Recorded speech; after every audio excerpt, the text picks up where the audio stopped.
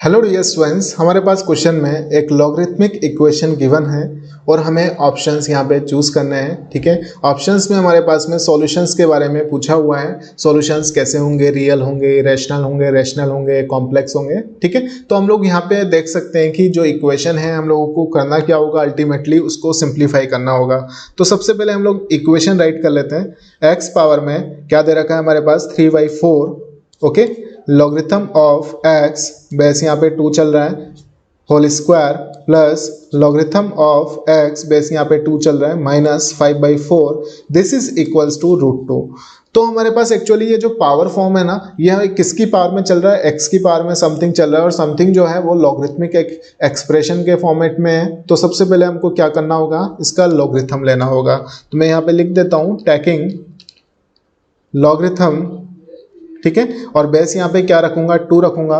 ठीक है, both side मैंने दोनों साइड क्या किया, लॉगरिथम ले लिया। बेस यहाँ पे 2 क्यों रखा, क्योंकि गिवन इक्वेशन के अंदर भी बेस क्या चल रहा था, 2 चल रहा था। तो हम लोग सेम ही रखने वाले हैं। ठीक है, तो यहाँ पे क्या हो जाएगा, अगर मैं दोनों तरफ लॉगरिथम लगा देता हूँ तो logarithm of 2, logarithm of something base यहाँ पे 2 हो जाएगा और समथिंग क्या है, एक्स की पावर जिसका मैंने लॉगरिथम लिया, कितना हो जाएगा 3/4 logarithm of x base 2 whole square plus logarithm of x base 2 minus 5/4।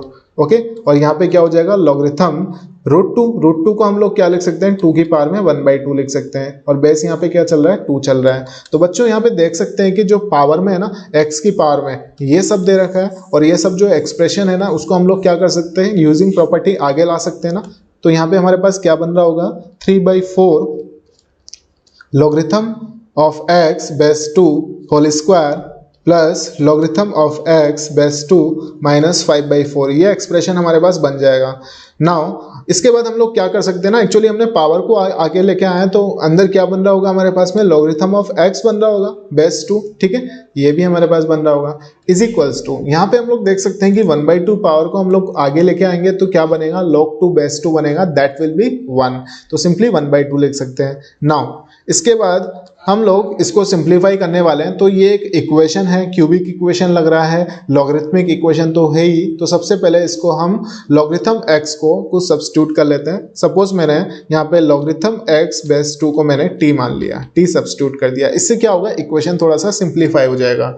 तो यहाँ पे हम लोग क्या कर सकते हैं ना, 3/4 लॉगरिथम x को क्या लिख सकते हैं बेस 2 पे, t स्क्वायर, ये क्या बन जाएगा plus t minus 5/4 multiplied by t, this is equals to 1/2। इसको सिंप्लीफाई करने के लिए हम लोग देख सकते हैं डिनोमिनेटर्स में 2 और 4 चल रहे हैं, तो हम लोग सबसे पहले 4 से मल्टीप्लाई कर लेते हैं। Then equation becomes 3t3। मैंने क्या किया, t से भी अंदर मल्टीप्लाई कर दिया साथ ही साथ, तो ये क्या बन जाएगा प्लस t स्क्वायर।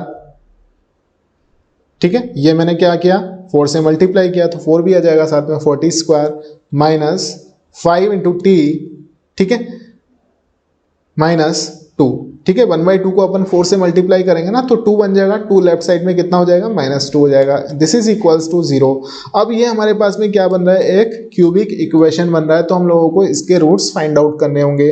तो बच्चों क्वाड्रेटिक को तो हम लोग सिंपली फैक्टराइज कर लेते हैं। क्यूबिक इक्वेशन को सिंप्लीफाई करने के लिए हम लोगों ने क्या पढ़ा था कि सबसे पहले हम लोग ऑब्जर्वेशन से एक रूट निकालेंगे इसका, बाद में हम लोग लॉन्ग डिवीजन को यूज करके अदर 2 रूट्स निकाल सकते हैं। तो सबसे पहले सपोज मैंने यहाँ पे कुछ वैल्यूज रखना स्टार्ट किया, लाइक t इक्वल्स टू 1 2 -1 -2। तो हम लोग देख पाएंगे ऑब्जर्वेशन से कि एक रूट हम लोग को इजीली निकल पाएगा। ठीक है ना, तो मैंने सबसे पहले यहाँ पे t is equals to 1 put किया, जो सबसे सिंपल सा वैल्यू है। ठीक है, t इज इक्वल्स टू 1 पे हम लोग देख सकते हैं कि क्या बन रहा है, 3 + 4 - 5 - 2।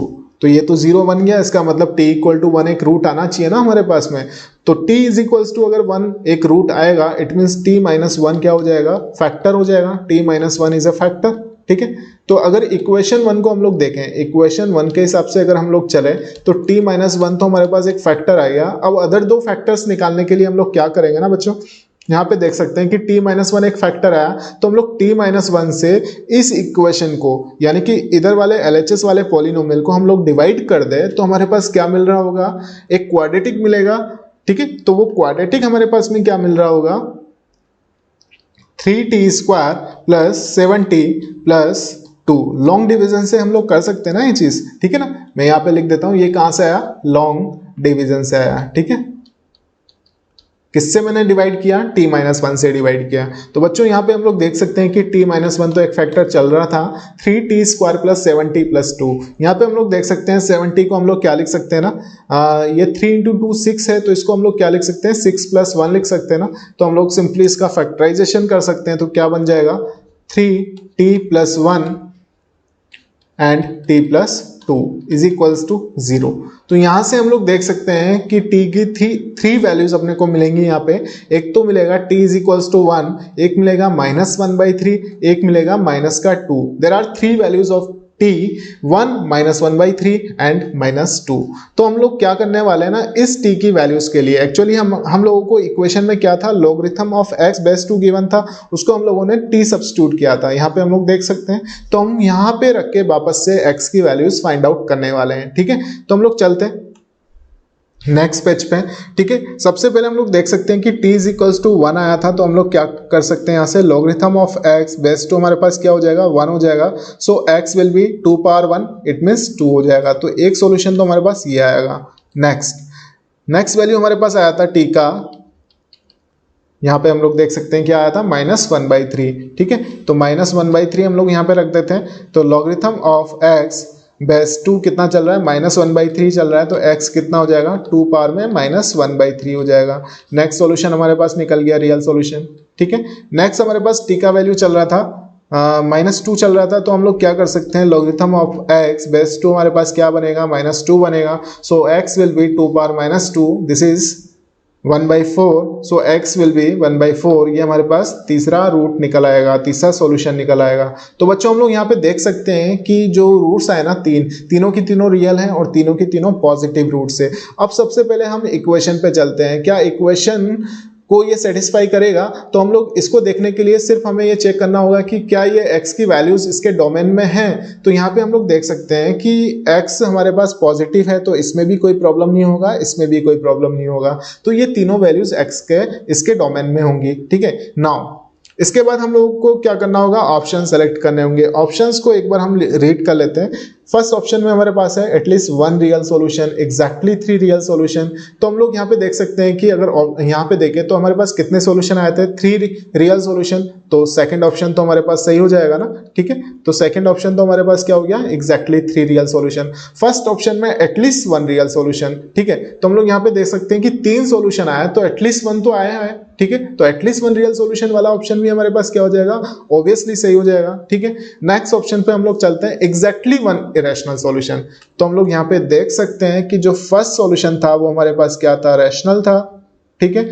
सेकंड सॉल्यूशन वो जो था हमारे पास इरेशनल था, और थर्ड सॉल्यूशन जो था हमारे पास में फिर से रैशनल था, ठीक है। तो हम लोग यहाँ पे देख सकते हैं कि 2 रैशनल 1 इरेशनल सॉल्यूशन मिले हम लोगों को। तो ये बोलना चाह रहा है एग्जैक्टली 1 इरेशनल सॉल्यूशन। तो ये ऑप्शन भी हमारे पास क्या हो जाएगा, सही हो जाएगा।